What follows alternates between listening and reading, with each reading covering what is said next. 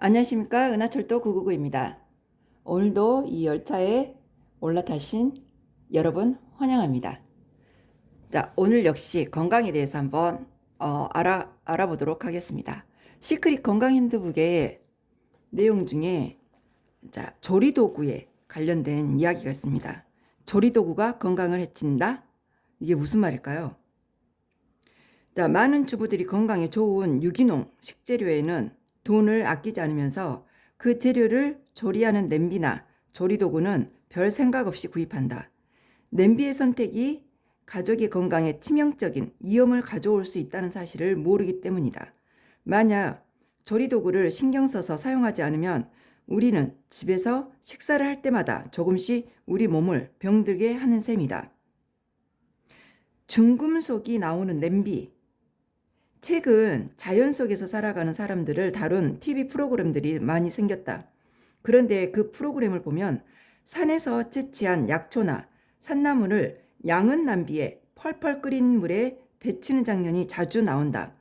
내 입장에서는 최고의 식재료가 양은 냄비 때문에 최악의 식재료로 변하는 과정을 지켜보는 것 같아 안타깝다.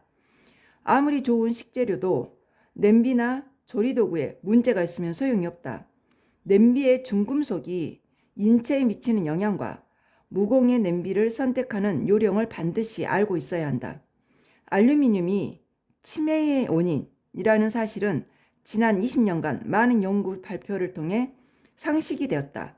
미국 캘리포니아 대학의 리차드 카스톨프 교수는 치매로 죽은 환자의 뇌를 해부하자 그 안에 알루미늄이 쌓여 있다는 사실을 발견했다. 알루미늄을 포함한 중금속은 일단 우리 몸에 흡수되면 소변이나 땀으로 배출되지 않고 두뇌, 신장 또는 뼛속에 축적되어 알츠하이머 외에도 심장병, 골다공증 등 각종 질병을 발병시킨다. 또한 DNA를 교란해 암도 유발시킨다. 특히 어른들에 비해 장이 덜 발달된 아이들은 중금속 흡수가 5배나 빠르기 때문에 뇌 손상, 성격장애 등의 피해가 더 심각하다. 보통 중금속은 혈액 속에 체류하다가 혈관벽의 콜레스테롤이나 중성지방 등에 박혀서 인체를 교란시키기 때문에 지방이 많은 곳에 쌓이기 쉽다. 알루미늄이 우리 몸에 흡수되는 경로는 물, 공기, 알루미늄, 캔, 위장약, 알루미늄, 포일, 과자, 포장지 등을 통해서다. 무엇보다 일명 양은 냄비로 불리는 알루미늄 냄비에 음식을 조리해서 먹으면 많은 양의 알루미늄 등 독을 지속적으로 흡수하게 된다. 일반 식당에서 찌개류, 탕류, 추어탕, 대구탕, 설렁탕 등 국물 요리를 끓여서 나오는 용기의 대부분이 양은 냄비 아니면 뚝배기이다.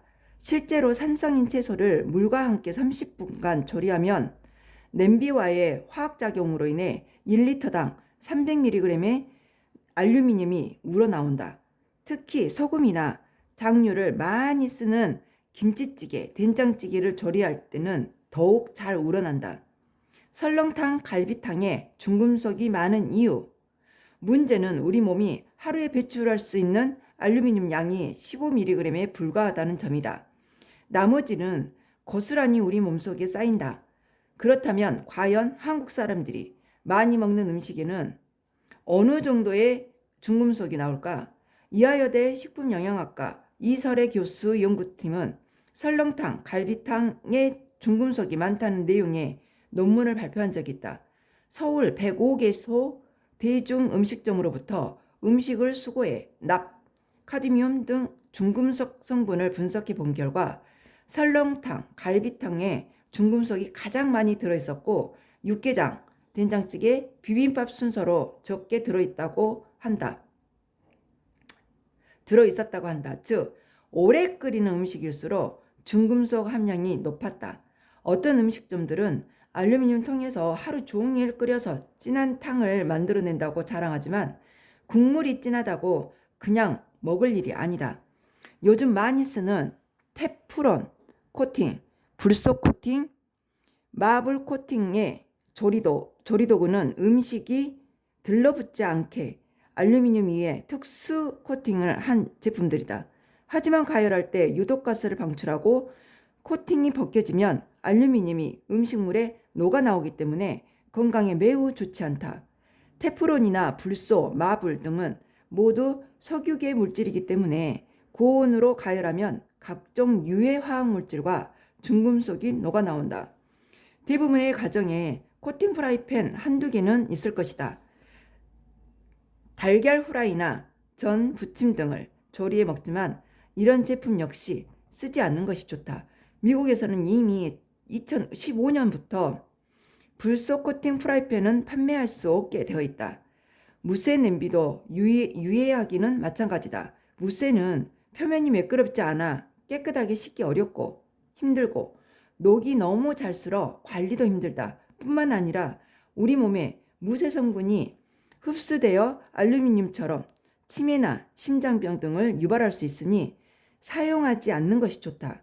무쇠 위에 맹독성 중금속인 카드뮴 코팅을 한 범량 냄비도 세라믹 냄비도 코팅에 균열이 생기면 중금속이 녹아나와 음식과 함께 섭취될 수 없다. 특히 범량 냄비는 뚜껑과 맞닿아 있는 접촉면에 수분이 있으면 코팅이 벗겨지면서 녹이 잘 슬기 때문에 보관 시 수분을 잘 닦아서 보관하는 것이 중요하다.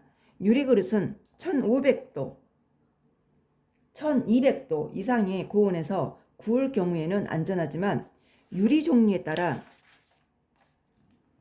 바륨이나 납과 같은 중금속이 녹아 나올 수 있다. 가장 좋은 것은 스테인리스. 그런데 스테인리스도 보면 보통 고르는 기준이 첫째, 보통 최고급 건강 냄비용 스테인리스는 내구성이 강한 크롬과 니켈이 합금되어 있다. 물론 크롬과 니켈은 고가 금속이다. 크롬은 부식을 방지하고 니켈은 광택을 유지하게 해서 거울처럼 광택 효과가 난다. 오래 사용해도 새 것처럼 사용될 수 있으며 대를 이어 물려줄 수도 있을 정도로 견고하다. 따라서 스테인리스 소재에 크롬과 니켈이 어느 정도 비율로 들어있는지 체크해서 이 비율이 높을수록 좋은 제품이다. 그리고 둘째, 전체가 통구조여야 된다는 거죠. 그리고 셋째, 고급 스테인리스 그릇은 혹겹을 쓰지 않는답니다. 보통 3중이나 7중 정도 쓴다네요. 그리고 스테인리스는 이 겹수가 많을수록 고가랍니다. 그러니 6 내지 7중이면 매우 좋은 제품이고요. 넷째, 브랜드나 명성도 중요하답니다. 옛날에는 물과 공기가 맑았으며 영양이 풍부한 먹거리가 있어서 다행이었지만 지금은 이런 양은 냄비나 무쇠 냄비, 코팅 프라이팬 등 뜨거운 열을 계속 지속적으로 가열했을 때 중금속이나 환경 호르몬이 녹아 나오는 환경에서는 아무 것이나 먹어서는 잘 살 수가 없답니다. 자, 그래서 한 번 사면 수년간 사용해야 하는 냄비에 돈을 아끼지 않을 것을 추천하는 바이라고 하네요. 아메이에 킹콩 냄비가 있습니다. 그거는 스테인리스로 3중, 7중 구조로 되어 있으니까, 그리고 통구조로 되어 있으니까 안심하고 드셔도 되겠습니다. 이상 오늘도 행복한 하루로 생활하시기 바라겠습니다. 그러면서 또 행복과 부자의 도착지에 꼭 도달하시기 바랍니다.